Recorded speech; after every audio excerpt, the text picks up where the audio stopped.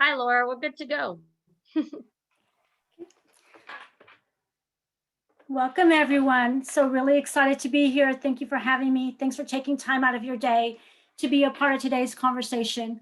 We'll definitely have time at the end for questions, and I look forward to that part of the discussion.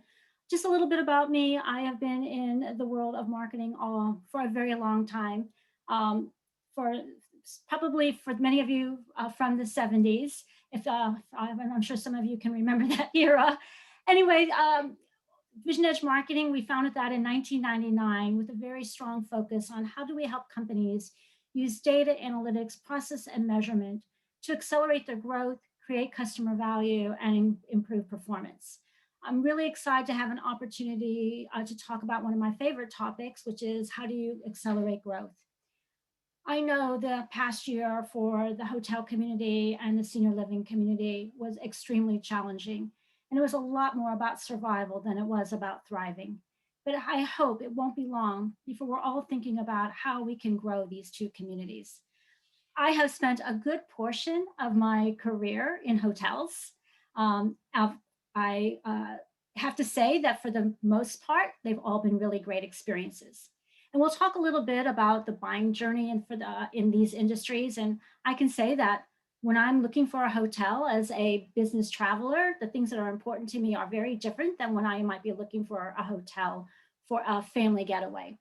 And another thing to note, I know we have two different audiences here. My mother was formerly the director of nurses for a senior living community. And so my very first job, the one where I gave Social Security out of my taxes, was working in that facility. And she was the head of nursing there for a very, very long time. And so I was very familiar with that space. And very recently, we have, my mother is now in a senior living community. So again, kind of can speak to that journey and how that plays out. So those are a few just little bits about me, and let's talk a little bit about what we're going to do today. So there are three things I want to be sure we get through. I want to talk about customer centricity. Uh, we're in the age of the customer. It's all about customer engagement. It's all about customer experience. I know every other email you get probably uses those buzzwords. We've been talking about customer centricity since the day we started our firm. And I want to talk about why it's the key ingredient to organic growth very quickly. I know you know this because you're in the business of service and you understand how the importance of that, but I do want to make sure we're all on the same page. The meat of the matter, obviously, is the four pivotal capabilities every organization needs to grow. It doesn't matter whether what industry you're in, whether you're profit or nonprofit, what region of the world that you're in, these pivotal capabilities are essential. And then 5 steps that you can take today, because I'm kind of a no nonsense, kind of practical person, and I believe, what can I actually do with this? So I don't tend to spend much time in the theoretical. I will probably go into some detail, a little more detail than maybe you might be used to, but I want to make sure that you get something that you can use, because time is the most precious asset we all have. So let's start with the growth mandate. PwC, PricewaterhouseCoopers, has been doing studies for the last several decades with CEOs of various industries around the globe, talking about what their most important priority is. And without fail, almost without exception, every year, the number one priority is growth. KPMG has done similar studies, not quite as long, but for quite a number of years. And they too have found that the number one priority consistently is growth. Last year, Gartner did a study with CEOs, and it's interesting. The number one priority is growth. So this is the growth mandate for every organization, is growing. What I found interesting, and maybe you will too, is the Gartner study shared all 10 priorities in the order of their importance. And the number one priority, while it was growth, look where customer is. It's number 6. And look where innovation is. It's the very last priority. Yet we know from our work and from people like Peter Drucker that the only things that drive growth are customers and innovation. So there's kind of a disconnect there. And I want us to close that disconnect. And that's one of the things that I'm very passionate about doing. I'm not the only one who's passionate. If you're not familiar with Nick Meta, He's the CEO of Gainsight, and his whole premise is in sync with ours, that customers are the only source of growth. And I love this quote by him, which says, "The success of your business is inherently intertwined with the success of your customer." Pretty simple, pretty straightforward, makes perfect sense. Easier to say than it is to do sometimes. So let's take a look at where we go from here and how do we make it happen. And this was the focus and why we 20 years ago created what we call the growth wheel, which today is called the circle of traction. And it is a process, a repeatable process to achieve growth. We do not have time today to go through every node in the circle of traction. It's in the book, Fast Track Your Business. And I'll mention that one more time at the end. I'm not here to try to promote that. I just want you to know there is a process, a proven process that we have been using for a very long time that our customers have found successful. But today, I only want to focus on 4 things. First is, what does it mean to have a customer-centric approach? Second, how do you build an outcome-based growth plan from actionable data-derived insights? Third, operational excellence, which I am assuming, because you're the 2 industries that are with us today, the hotel/hospitality and senior living, operations are critical, fundamental to being able to do what you do. But we have to apply that same operational excellence, that same rigor and diligence to your marketing. And then lastly, performance management for fast maneuvering. So those are the 4 things we're going to look at. As we move through here, I want to remind all of us, at the start of the year, I'm sure you have a plan. And I wouldn't be surprised if your plan has revenue targets. In the hotel industry, maybe it has something to do, for example, with revenue from events or / catering, maybe revenue from rooms, different kinds of rooms, for example, maybe revenue from food and beverage. And I'm sure the senior living has some kind of P&L that's broken out into revenue components. We don't market to buckets of revenue. And so when we build plans with a focus on revenue, if we don't include the people we're going to market to, we're already off to a start that will not help us win. So we market to people. And in the words of Peter Drucker, the purpose of business is to create a customer. And that is why customer centricity is the most fundamental thing we can talk about today. If you don't take anything away from this conversation, but that's the most important message I want to leave you with. And so let's dive into pivotal capability number 1, a customer-centric approach. And if you have a piece of paper or a sticky note, I'm going to ask you some questions. This is part of the interactive part of this presentation. Don't you just love Zoom? So I want you to put yourself in your customer's shoes. I'm going to ask you 10 questions. I want you to answer those questions on a scale of 1 through 10 from their perspective. 10 being strongly agree and 1 being strongly disagree. Okay? I have them all on one page, so we don't have to go through a whole bunch of build slides, and I'll just read them out. Trust your gut. Put the first number that you instinctively lean toward. First question, and think of it in this answer. As a provider, a supplier, or a partner, you are able to mobilize your company on our behalf better than your customers. So that's the customer saying that. 1 through 10. 10, they would strongly agree. 1, they would strongly disagree. Number 2, you play a leading role in shaping the supply chain in which we operate. Number 3, you are an integral and essential part of our supply chain. Number 4, you understand how we purchase and decide to buy. Number 5, you go out of your way to understand what value means to us more than your competitors. Number 6, you carefully develop new products or services with what we value as your driving factors.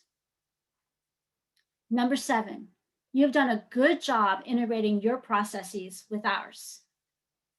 Number 8, you understand our business or our needs well enough to create solutions that will give us a competitive advantage. Number 10, start with we. We, that is your customer, can count on you to know which of your products or services we buy and whether the current portfolio is still appropriate. 1 through 10, 10 being strongly agree, 1 being strongly disagree. And last question, We prefer your products and services over your competitors because they meet our needs or solve our problems better. Give you 1 second to kind of catch up with me. Okay, so you've answered all of those. How did you score? For any one of those questions that you scored less than 8 on, that's probably one of the questions that you need to go and address, just in order to improve your customer centricity. This will get you sort of in the right place, focused on the right things. Being customer centric is a choice. And what it means is that every single decision that your organization is going to make starts with an answer to these 5 questions. What are our customers' needs, pains, and passions? How are we solving these today? How can we help them solve them and help solve them better than our alternatives? And how will we communicate this value? That's essentially the 5 key questions for every decision. If you answer these 5 questions as part of every decision, you are well on your way to being customer centric, because customer centricity really means that you understand what's of value to your customers and what they value from you and how you will deliver on that value. So I want to repeat that. What's of value to your customers? What do they value that you deliver? And how will you deliver what they value? This is a good time to segue into the next 3 capabilities. So back to Gartner, different study. They did a study on the top priorities for marketing for 2021. And there are 3 of them. And it's kind of interesting. They're the same 3 next pivotal capabilities that we've been talking about for the last several years. Number 1, analytics. Number 2, strategy. And number 3, operations. So we're going to go into each one of these, and hopefully we'll have time to talk about them in more in depth during the Q&A. So let's talk about pivotal capability number 2, building an outcome-based growth plan from actionable data-derived insights. Now, here's what I know from many of the people we work with. There is no shortage of data. Data is coming from everywhere imaginable and even unimaginable. And it's growing at exponential rates. We do not have a data shortage problem. What we do have is an insights shortage problem. So let's kind of explore what that means and how we fix it. Here's a question for you. What is one customer decision you need to make to grow? If you did absolutely nothing else this year, what is one customer decision you need to make to grow? I would love to have that conversation with you. Hello? Because this is one of the key questions we ask every company we work with who wants to talk about growth. And until we can know the answer to this question, it's really hard to know what to do with all the data at our disposal.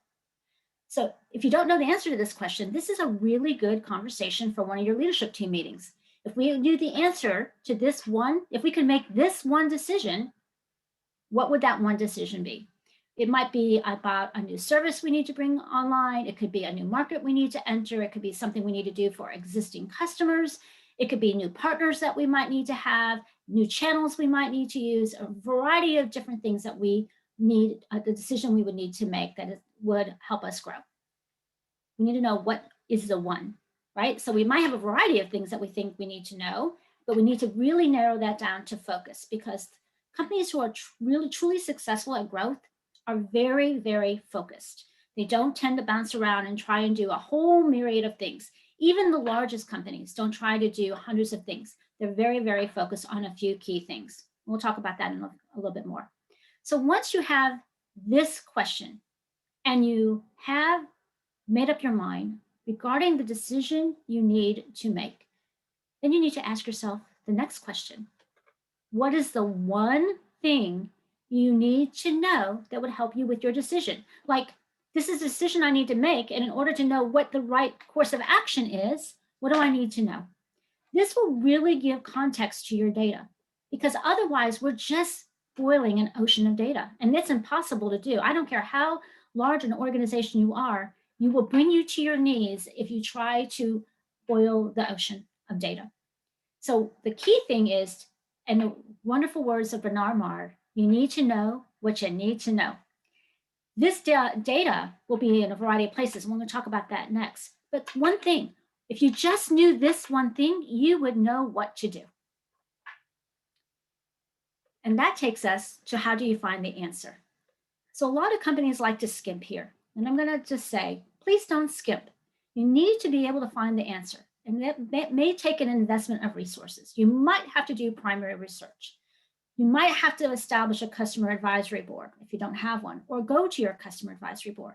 You might have to look in your CRM or your ERP data or your social media and really, or your Google Analytics, and really hone in on key data. But you have to know how you're going to find the answer. That's a very key part of the process. And this is one of the places where I think people often miss out. They don't know how they're going to find the answer. They understand the decision. They might even understand what they need to know, but then they're lost.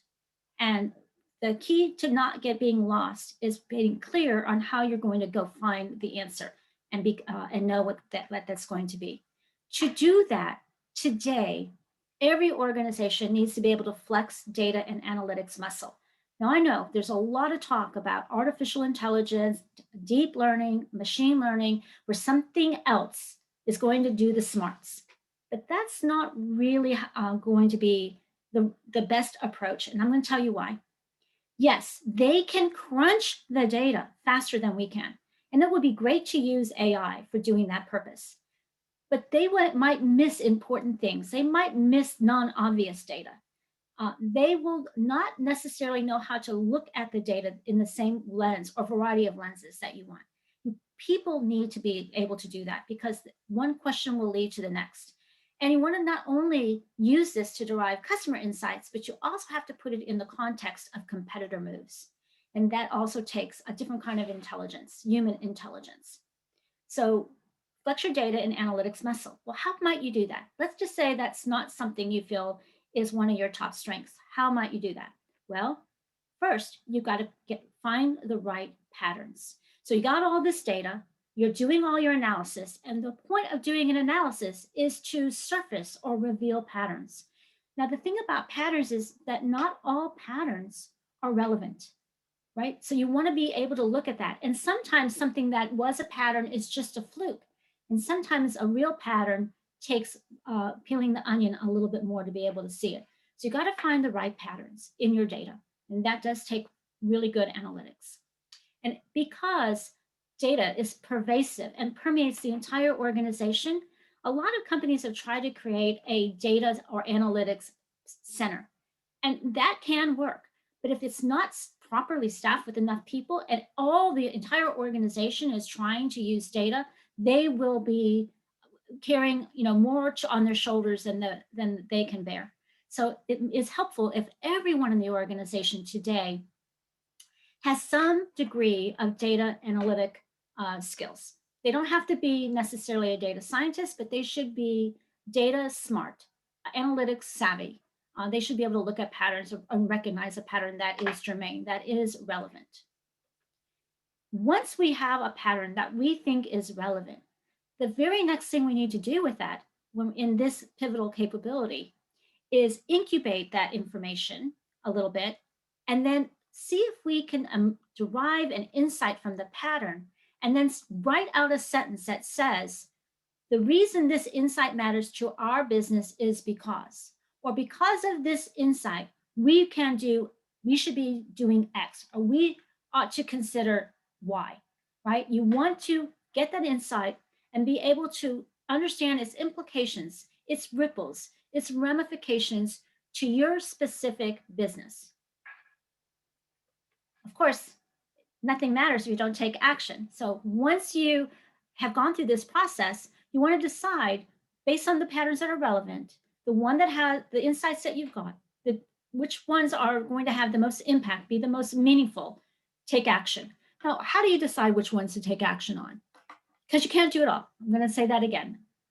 Well, you might want to look for the things that will have the highest impact in the shortest period of time, that will be the least difficult to implement, cost the least amount, right? And give you a relatively quick win. I like to set up criteria when I am looking at data. And those are some of the 5 criteria that we set up. I'll repeat that. The impact, right? The time, the cost, the effort, and the win. 5 things. So if you're thinking about the action and you're trying to decide, we've got 3 or 4 ideas here that we could take, you want to have some way to prioritize those. And we find that that criteria can be very helpful. So you decide on the actions that you're going to take, and then how do you apply them? Well, let's go back to the fact that one of the things that you have to know today is the customer journey. If you're going to be a customer-centric organization, you really need to be looking at it from the outside in and understand the customer journey. Now, some of the customer journey is not going to be, it will not be revealed to you immediately.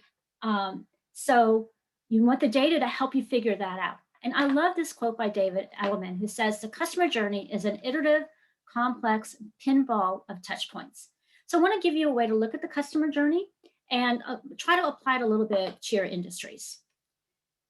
So this is the stages a customer goes through from the outside in.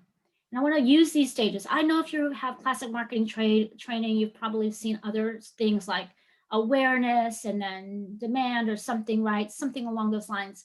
I would like you to reconsider what it should look like, because we're in a very different world today of how things work. So the stages are for customers. They investigate, they identify, they evaluate, they select, they decide, they purchase, and then hopefully they become a member of your community, and they advocate. We're going to come back to these. It doesn't matter whether I'm checking out at the grocery store line and I'm trying to consider whether I should put that magazine or chocolate bar in my cart. I'm going to go through this, or I'm making a decision about which facility I would like to have for my 30th wedding anniversary, versus, which will probably involve more people and be a longer process, versus where should my aging mother spend the remaining years of her life? What community should she be in? Also, a much more complex journey, but the same exact process. I want to talk a little bit about what you need in each one of these stages in order to be effective and how they relate. So in the investigate stage, this is about being discoverable. It's not about awareness anymore. It's about being discoverable, because all investigations begin, I know, with Google, right? So when we were having this conversation about our 30th wedding anniversary for our facility, or where mom should spend, hopefully, God willing, the next 15 plus years of her life, we started with Google.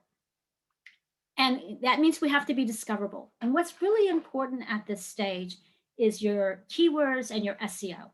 And in order to have that, you got to have good content, right? But it's all really about being findable, being discoverable.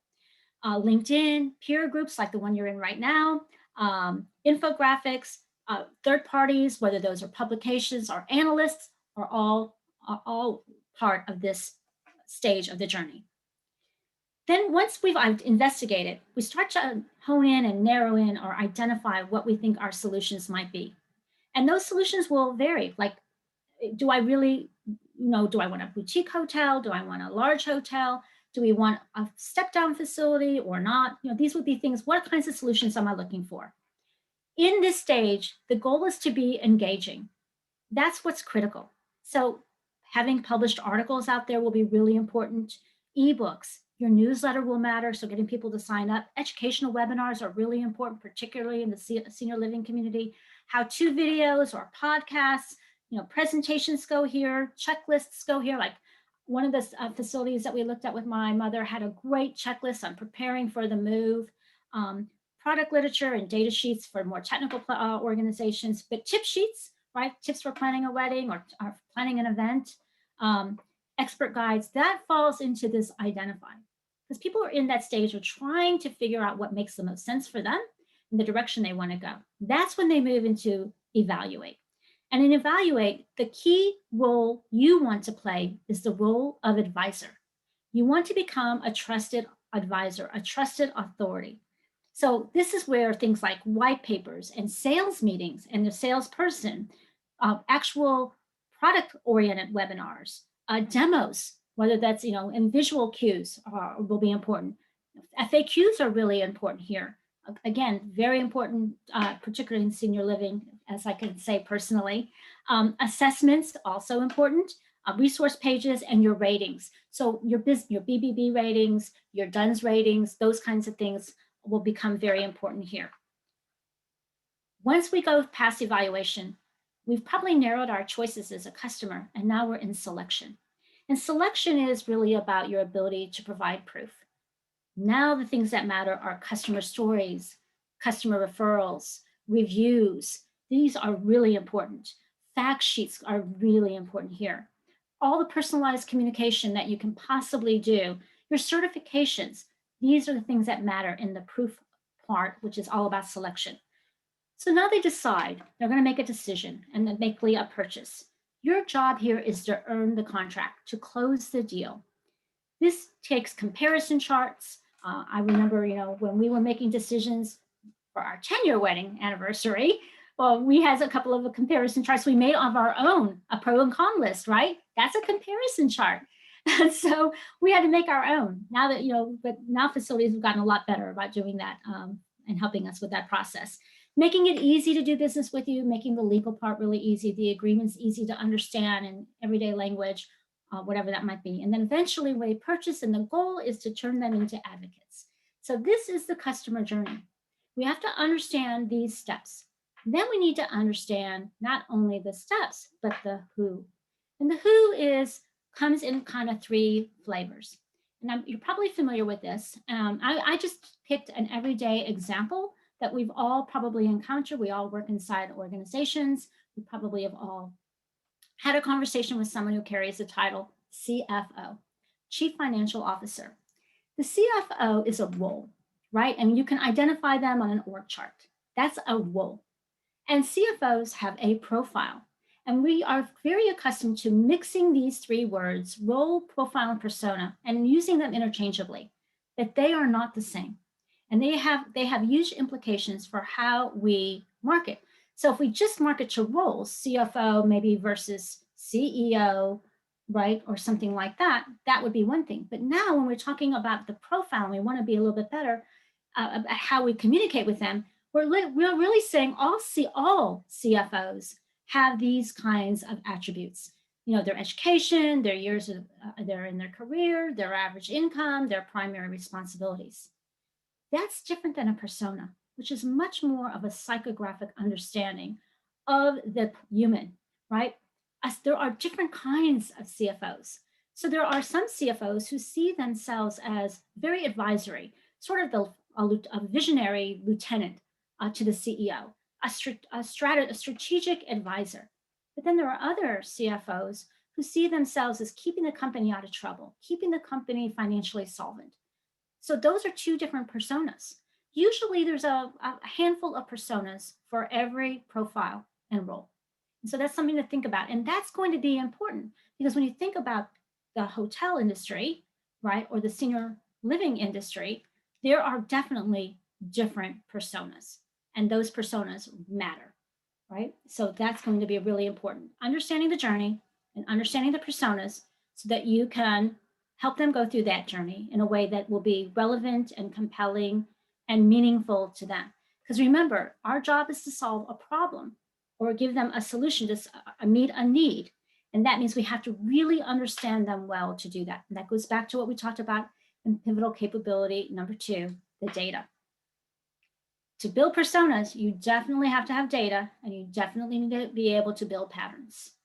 Okay, I thought I'd just pull an example. So this is from a customer a while back, not particularly in your space, but I think it really helps illustrate the concept. So in this instance, they're matching their internal stages with the customer buying journey. So internally, they talk about contact, connection, conversation, consideration, consumption, and community. So they're talking about consumption being purchase and consideration being selection, conversation being evaluation. So they're matching these up. Then they have done this study to understand what channels and what touches are appropriate based on the data they've gathered and understanding of the journey and the persona. And you can see a couple of things that are important. One, it's not a linear journey. So even though in that slide it looks like it's linear, people, it's not that straightforward. Also, they can be in stages longer in some and shorter than in others. And they can be doing a variety of things at each stage. It's not like they just do one thing or consume one thing or interact in one way. So a connection might be some type of engagement. They might download something or read something, but then a conversation is some kind of interaction, something more in depth. Right? So this is just an example of how this persona for this company in a particular market went through. And you can see that for them, social media was a starting point because someone did a search that took them to something that was on a social media platform, but by the way, doesn't exist anymore, SlideShare, right? But probably has been replaced with YouTube, which is now one of the most prominent places that people go. That went to a LinkedIn display. This is all an early stage where they downloaded an offer for an analyst report. Crossing over, that took them to an industry event where the company was making a presentation so they could actually see the company in action. Probably didn't really engage with them there, but they were able to at least hear them, see them, see if what they had to say what was relevant to what they were trying to do. That led them over to the website where they saw a really cool white paper. That was one of the primary offers. Jumped them over, which made them say, you know, I'd like to get more content. So they signed up for the newsletter, jumped on over. They send out a pay-per-click for an online demo, which might be like a virtual tour in the senior living space. And then jumping over to wanting to do a chat or a phone to have a real conversation. And then wanting to talk to a customer or listen to a customer story or watch a customer video or attend a webinar where a customer is talking, that ultimately led to a face-to-face kind of an event, a sales meeting, a sales presentation, a walkthrough of the facility, that first walkthrough. And so you can see how this might apply. Okay. The thing about being in the hospitality, hotel, and senior living world is that it's all about service. Service is the experience. Yes, of course, when I pick a hotel and I'm a business traveler, for me, it's got to be safe, clean, have Wi-Fi, and be relatively close to my customer site. Those are my criteria. But after that, the things that are important are that distinguish one from another fall into these categories. So the Association of Service Quality, ASQ, many, many years ago, did a tremendous amount of research and has continued to do that research and created a ServQual assessment. And that ServQual is around these 5 key dimensions of service quality. And what you'll see here is that the number one criteria, dimension of service quality is reliability. It accounts for 32% of the experience, followed by responsiveness of 22%. So that makes up over 50%. Are you reliable? Are you responsive? So if you do nothing else in your organization, you're thinking about your customers, whether existing or future, these 2 dimensions are the most critical dimensions, followed by assurance, followed by empathy, followed by tangibles. So training is really, really important, obviously, of your people. And I know, having worked with folks in the hotel industry, that there's a lot of training on all 5 of these dimensions. I'm assuming that's true in the senior living as well. All right, I want to get to pivotal capability number 3, and this is about strategy. So you can't really build a strategy if you don't know what winning means. So when can you declare success? And again, if you're customer centric, you're going to build your wins around customers and relate those customers in some way to revenue and growth. So it's all about what customers do we need to win and where are they, who are they, and how many. And you want to remember that you need to fit your competition into your measure of success. So once you have decided what you will use to declare success, you want to translate that into business outcomes. This is when we review so many plans, whether they're strategic plans or growth plans or marketing plans or sales plans, and we review plans, hundreds of them a year. That's one of the services we provide. We notice how few of them have business outcomes. If there are no set of business outcomes, people will create plans. They'll create a sales plan, a marketing plan with some objectives, and they may or may not work in harmony with each other. Business outcomes are the sheet music for the orchestra, right? the CEO or whomever is the conductor. There's sheet music. These are the business outcomes and the overarching plan.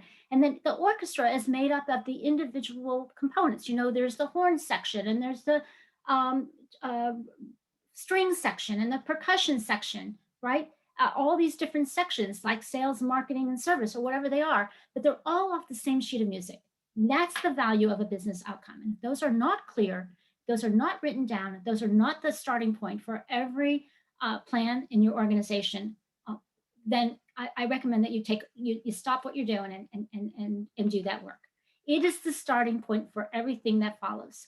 And it starts with the bets you're going to make and the hills you're going to take. And you want to identify them right at the very beginning. And you want to determine who in the orchestra is going to be responsible for that part of the sheet music. Think of it exactly like that. This is where you're starting to determine what is the music, how you're going to play it, and who's going to play. Now, business outcomes should meet these parameters. How you will achieve your customer revenue and growth targets. They need to be quantifiable. It can't be, we're going to get more customers in XYZ market, right? We're going to get more people in the wedding market. We're going to build our wedding market, or we're going to get more people in the memory care, more customers for memory care. It can't really be like that. It's got to be much more specific to find which customers, who, back to your persona, how many, and what is it you want them to buy. So that's in customer terms, that should be clear for everyone. I mean, one of my early careers, I had the opportunity to work for a fabulous company for 14 years, Motorola. I worked in the semiconductor business. And every quarter, one of the key things was to have clarity around business outcomes. There was business outcomes for the year, and then they were set up in quarterly milestones. And we were expected to know right out of the gate the top 5 business outcomes for that quarter in customer terms. If you want to make sure your team, your whole team, understands what business outcomes are, if you start asking somebody, what are the top 5 customer things we need to do, or customers we need to win, or whatever it is, and you're not getting the whole same answer, then you don't have clear business outcomes. So it's a nice little litmus test. Okay, then since we're talking about marketing, because marketing is your growth engine, what do you expect marketing to do to help you achieve that business outcome, and how will you know they did? Right? So that's kind of where you want to answer that question, which takes us to our last pivotal capability, operational excellence. And as I said, I know that you are industries that have operations humming. I just want to encourage you to have that kind of operational excellence applied to your marketing. Your business, every organization runs on process, and marketing is no exception. Yet I am amazed at how few marketing organizations have documented processes. We have all these organizations spending a tremendous amount of money on marketing technology and building huge MarTech stacks, thinking that some way or another, that's going to help them be more efficient. But if we don't have a documented and defined process, it isn't going to matter. I have a story I tell. I don't have time to tell today, but it's a story about my father who loved to make things. He was a really good handyman, and I loved to go with him to the hardware store. And one time I went with them in the hardware store, and I saw a really cool tool that I thought we could use at home. I must have been about 4 or 5 years old, and I remember being very excited about this particular tool. And without going into too much detail, one of the things my father said that I've never forgotten is, he told me, that's a very cool tool. He said, if you don't know how to do it manually, then all a tool will allow you to do is room things faster, do more damage faster. So be careful about your tools. Make sure your people understand the process and what the process is, why it's important, how it works before you try to do things faster with a tool. Again, I am an avid fan of Peter Drucker, so I'm going to pull him out again. Effectiveness is doing the right things. Efficiency is doing things right. Technology helps us with efficiency. Process helps us with effectiveness. Get your processes in place first. Be effective. Do the right things, and then work on how to do those things faster. Which takes us to operational excellence. So in the world of marketing, as your growth engine, there's an upstream and a downstream. And upstream comes before the downstream. In fact, if the upstream is not done well, then you will not get the right fish in the downstream. So I want to talk about these as we begin to wrap up.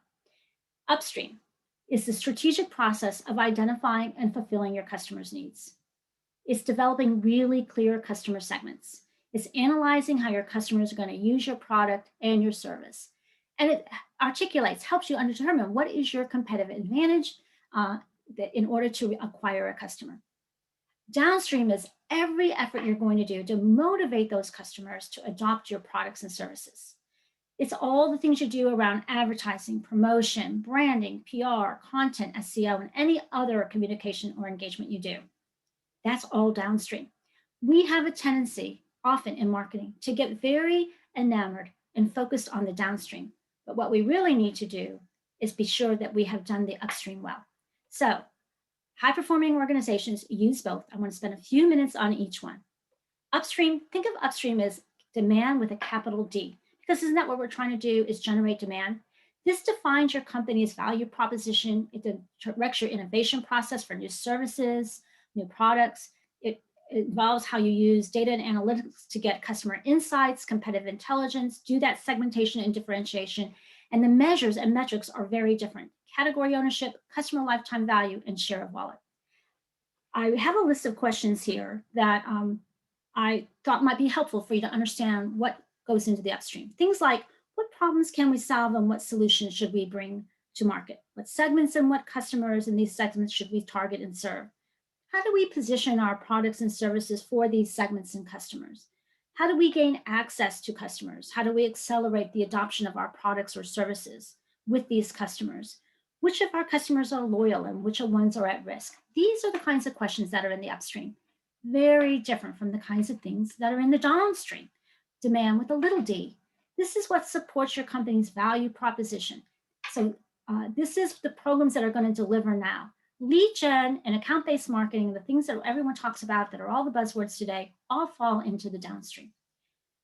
Data and analytics that emphasize activities like content and your website and touch points like emails and events and channels like the call center and the chatbot and social media, social networks. This is all downstream. And the measures are very different. Measures are like visitors and mentions and SEO rankings and downloads of content and contacts that are created and appointments and meetings held. Very different. Which is why, since we're talking about measures, we are in pivotal capability number 4, performance management for fast maneuvering. It's the last one we're going to do, and then we'll open up for conversation. So this is all about measuring and understanding the difference between measure, metrics, and KPIs. I think it's really important that we have an agreed upon vocabulary. So I've been using a lot of these words, and I want to be sure we're all on the same page.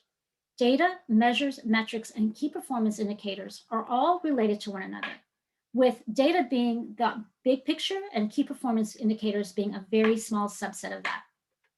So data is like a location, a zip code, an SIC code, a contact information like an email address or a name. Measures, this is a quantity, and some of them are in your control and some are not. Like someone's height is not in someone's control, but their weight is. And for us in the world of business, it might be number of companies or number of households. It might be number of customers. It might be number of partners. It might be number of orders or number of rooms booked or number of, capacity of a facility. These are all measures. And site traffic falls here. Metrics are a special form of measure, and they're a standard of performance. So in the world of marketing, conversion rate, usage rate, new product or service adoption rate fall here. A KPI is a metric. And the way I like to help our customers understand a KPI is it's something you're willing to spend money on to change. And this is really important because far too many companies have way too many KPIs. They call them KPIs, but they're really metrics. Identify the very few you're willing to spend money on to change. It could be category ownership. It could be customer footprint or expansion. It could be market share. It could be any number of things. Metrics, though, once you decide what they are, you have to report on them because that is accountability and performance management. And to do that in marketing, we need to do a better job of speaking the language of business. We're accountable for finding, keeping, and growing the value of customers in marketing. So our measures and metrics should tie to finding, keeping, and growing. We have different ways that we can report, but we must report. We can report using scorecards, which are often used to look at campaigns, and dashboards, which are often used for a bigger picture view and get an underlying view of why something is happening. The key is to select the right KPIs that will let you track, manage, and improve your performance, that will provide the information that demonstrates contribution and impact on the business and helps you manage risk. So I love this cartoon by Tom Fishburne, the Marketunist, excuse me. This is a pretty recent one. Our new dashboard has all the different KPIs we can track. And if you notice this little one down here in the far right corner is what they're talking about. What's that KPI that keeps trending to 0? And the answer is, it measures how well we understand the other KPIs. I just crack up every time I look at this particular cartoon. But what should be on the dashboard? Well, for customer-centric, there are some very specific categories. I get asked all the time, what should our KPI be? Tell us what the metric should be. It's not going to be the same for every company, even every company in the same industry. But I can tell you that there are key categories that should be on every dashboard, particularly every marketing dashboard. Customer acquisition and retention, something around that. Something related to customer advocacy and value, like lifetime value, it could be margin, it could be loyalty, it could be share of wallet. Something related to customer equity, something around product, service, innovation, and adoption, because that's part of our job, is to get people to buy something. How we are competing, our competitive positioning, because again, that's a key part of our job. Share of preference, rate of growth. This is really kind of an important attribute in the hotel space, share of preference and rate of growth, and market value. And then, of course, the show me the money, something related to the finances, and then productivity, back to operational excellence. Okay, this is a dashboard. You can find it on our website. It's an example of a customer, a real customer who allowed us to take it and homogenize it, and you can kind of see how it's set up. And you can see these little green targets. That's what they want to achieve. And why this dashboard is so helpful, and why you want to construct something that has this kind of logic in it. So it's one thing to have dashboards made up of a bunch of math and numbers, but it's another to have the logic. And so this dashboard has logic in it. And what this helps you do is say, so if all the ones on the top of this screen are in the green zone, but none of marketing's numbers are in the green zone because these are business outcomes on the top, does that mean somebody else is moving the needle? It also could mean we're not measuring the right things in marketing, but it tells us something, right? Now, if all the things on the top none of them are in the green zone, and all of marketing's numbers are in the green zone, that would tell us either A, somebody else is not pulling their weight on their outcomes, or B, we are not maybe having the right measures because the things we're doing are not impacting the needle. Or maybe they are impacting the needle again, but the other entities in the organization are not pulling their weight. And so you can see how that plays all the way from top to bottom. Same thing for the next level and the next level. So I'm coming to an end, and I really do want to make sure we have time to talk. I want to give you 5 steps you can take today. I hope I've impressed upon you how important it is to take a customer-centric approach. Make every decision start with those 5 questions. Second, build an outcome-based, measurable growth plan that's based on intelligence and insights. Flex those data muscles and those analytic skills. Map the customer journey and define the personas. Now, I know there are workshops you can do in a day, but mapping the customer journey and defining personas don't happen in a day. I know there are workshops you can do in 2 hours. I can assure you, you cannot map the customer journey and define personas in 2 hours. But it can be done, and it doesn't have to take a long time. Just set your expectations. It's going to take several weeks to do this because you also want to validate it. Who do you want to validate it with? Customers, either through primary research or a customer advisory board or some other fashion. Establish performance targets and measure them, and then report and adjust. Iterate quickly. That's the whole point of a dashboard, is so that you can quickly adjust. That's what enables you to be agile. So iterate quickly. So it's all about growth. Customer centricity is a choice. It takes a very different lens, a very different focus. It is about being proactive, not reactive. Solving problems and creating value is what we're all about. And to do that, you have to do the upstream before the downstream. What you do with insights from the data is what's important, way more important. I think back again, having been in having had a career over several decades ago, we had far less data, but it seemed that we could do a lot, make much better decisions with how less we had, because we really understood how to analyze that data. And then strive for operational excellence. So with that, what I'd like to do is, if you're interested in learning more about how you can fast track your business, I hope you'll check out our book. And if you do, there's a free gift, and that is an organic growth readiness assessment for all of you that you can just download for free. And the information for that is in the book. Time, and I know I'm pushing it, but I hope we have a few minutes for questions. Yes, we do have a few minutes for questions, and I have a couple I jotted that I was gathering. So let me get to my little list I had here. Very simple, very short, easy first question. Do you like surveys? I know it seems very, very short, but so do you like surveys? I know that a lot of people do them, but is there like a better way to approach them? So I'm going to answer that with a yes and yes. Here's what I like. I like primary research. There is nothing better than primary research if you can afford to do it. Now, you happen to belong to these communities, the senior community forum and the hotel community forum. And I bet as a group, you could do some research that everybody could benefit from. That's primary research. And then that way you could pool your resources. Because doing primary research alone can sometimes be very challenging. It depends on the question. So the point of research, which does require some kind of instrument, and an instrument is a survey, whether that's a telephone, done as a poll, done through the mail, or done when someone's on site. Like the last time you went to the doctor, did any of you see when you went to the doctor, they had a little survey you can fill out right there in the doctor's office about right after the experience. So I don't know if any of you have seen that. We have that here in Austin. On the way out the door, fill out the survey. So there's different kinds of things that you're trying to measure or look at in terms of research.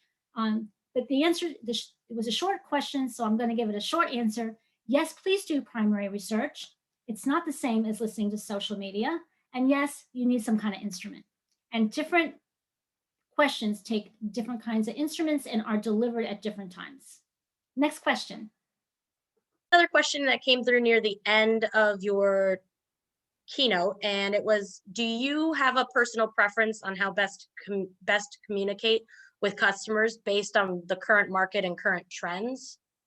That was, I think, the kind of question. But I just to add on to that, the persona should define how, and the journey should define what, if that's helpful. And the answer, the overarching answer is yes. Communicate. Don't go dark. Don't go dark on your customers and your prospects. I mean, out of sight, out of mind. Exactly. Okay. Any other questions? I know we're pushing the last couple minutes here. I did not have any other questions that I gathered early. Let me just check chat now and see if anything else is coming through, but I think we are good. I hope everyone We're took just away. getting some thank yous coming through. I'm double checking, but yeah, we are getting some thank yous. I definitely believe that you kind of highlighted some very important things that have taken on such a new perspective, especially after this last year, for businesses and companies and just people thinking about what they might need to redirect and change just to make everything more customer centric and really reach the customers you've always had, or the customers you want to add to kind of the portfolio of who's coming to your businesses. So definitely a lot of great helpful information. I do want to remind everybody on here that this keynote is recorded, so it'll be available again. If you didn't have time to really answer all those questions, those 10 questions in the beginning, you can like freeze that slide and go through it again, maybe with your teams. Definitely very helpful and very appreciative of the information and the time you gave us today, Laura. Just a lot more thank yous, so no more questions. Thank you, everyone. Thanks for giving me your time today. I'm open to hearing from anyone. Feel free to send me an email or a LinkedIn. I think someone might have put that information in the chat. Look forward to hearing from you. And thank you, Liz, for having me today. So appreciate it. Absolutely. Thank you again for being here, and stay safe and be well. Bye, everyone. Take care. Bye.